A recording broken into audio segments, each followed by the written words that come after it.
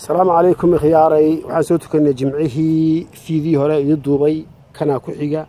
alaabtii meeshaas ku daadiyay wakaada ratasiirkii iyo kala duwanaa iyo shaahii iyo sirki kala duwanaa meeshaan ku daadinay halkan ku shubaynaa canabkii qashinkii caleentii qaalkii dhuuxa baarinta lahaa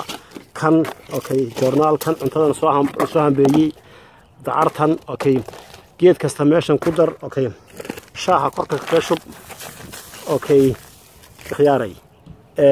halkaas aan ku deynaa cadceedu ha ku dhacdo si fiican cadceedu ha ku dhacdo waxaan soo noqona kan waa maange aan beeray maangahaas aan beeray jigaalka ah kaas waa geedihii siidka ah darkaysa qolof ma artaa qolof bay noqdeen waxa weeyaan waa sibirkii baan ka dhigay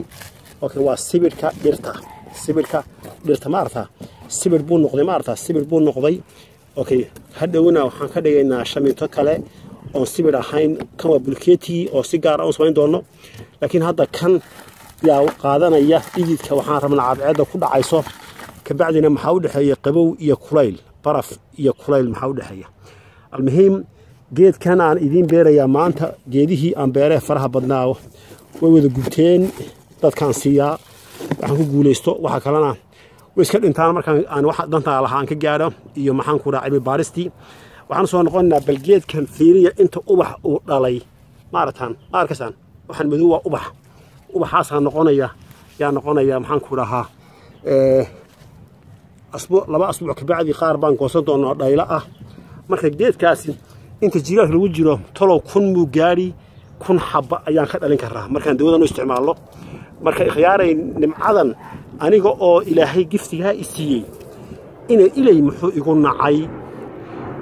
nacay afrika maxaa ka dhigay gaajada afrika aqliga la dagaalamaysa afrika nin aqli kuma noolaan karo haddaba yaa yidhi sidan yaa yidhi xaguu ka yimid cudurkan in kastoo afrikaano aqli leh in la dilo ama la naco